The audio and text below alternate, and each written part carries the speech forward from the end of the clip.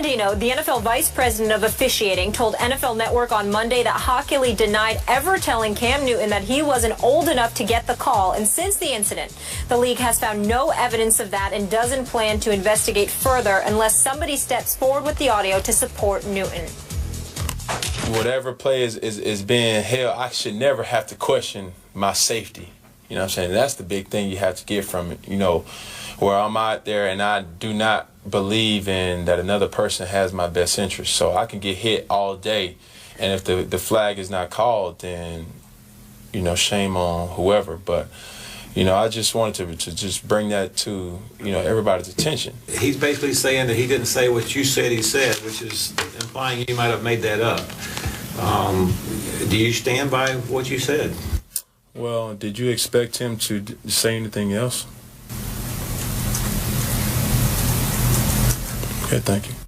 Thank you. I don't know what to believe anymore. I need your help here. Do you like the way, Stephen A., he's handling this whole situation? I absolutely, positively love it. Okay. It doesn't bother me in the slightest, and here's why.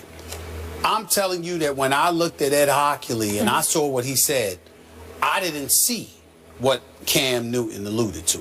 I didn't see Ed Hockley, and I'm no expert on lip reading. Yeah. But I didn't see anything that Ed Hockley said about you being too young to make that call. I did see the words that I thought running, which alluded to what Ed Hockley said that he said. Yeah. But again, they were talking for a little bit longer than that one sentence. And the entire time, Ed Hockley wasn't facing into the camera, so that very well could have been something that was said. I don't know. None of us know. But if you are Cam Newton and you believe that that's what that man said to you, you should not backtrack one bit. And what I love about Cam Chancellor is not Cam Newton is not just, you know, how he's handled it in terms of what he's saying. I love his demeanor. I love the fact that he's sitting there like, you know what do you expect him to say? Thank you. In other words, I'm not going to Stephen A. I'm not going to. Here you go. I mean, don't give. No, actually, it's not, because I'll be the first to admit I might cuss somebody out. I mean, you know, let me tell you something right now. If I'm standing at a podium and I'm getting interviewed, the reporters better come correct, because if they came at me wrong, I'm gonna come back at them. If I choose to, when I get in the mood. You wouldn't cuss them out. I would on microphone, like in front of them? I wouldn't cuss, like use profanity. This is Mickey. It's a happy place. It would feel like I was cussing them out by the time I got through. My points would be made clear. I would have said something like, did I stutter?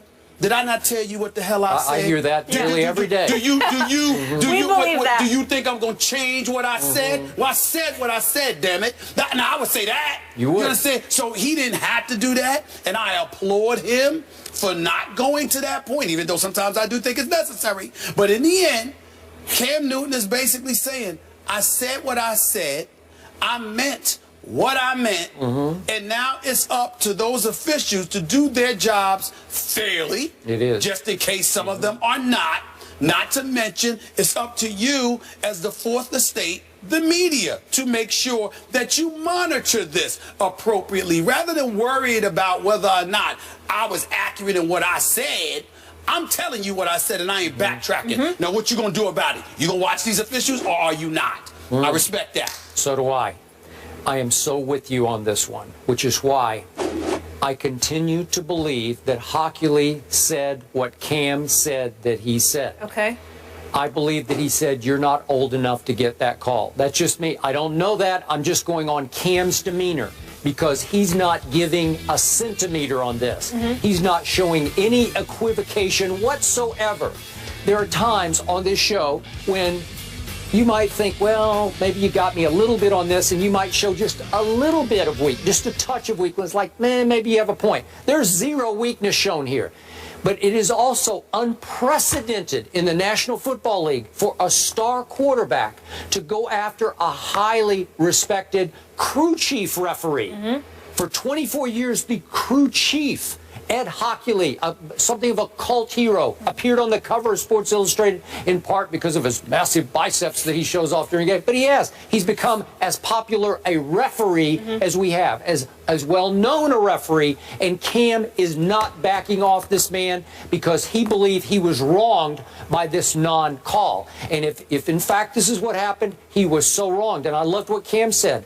He should never have to question his safety on a football field. And if he has to, it's shame on. And he said, whoever, like it's shame on hockey. I'm going to leap to that conclusion here. I love the way he is hanging in because he believes he is 100% right here.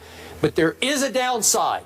The risk here is that the other referees who know or like Ed Hockley are going to say, boy, Cam, you are breaking the rules here. The unwritten rules of football, that what is said on this field stays on this field. So he might not get some other calls in the future. So instead of player-on-player retaliation that we were alluding to when it came to baseball, now we're worried about official retaliation against the player. And the retaliation would come on non-calls. It wouldn't be on calls. It would be on, I'm going to keep my flag in my pocket. But the flip side to that is twofold.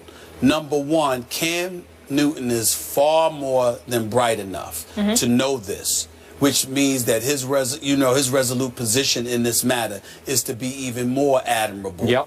Because there's no upside to this.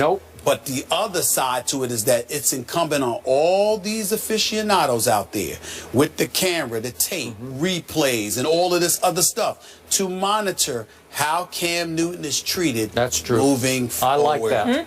Moving forward. All right. You. We asked everybody earlier, is Cam MVP worthy? And 58.1% of you said yes. Wow. High. Yep.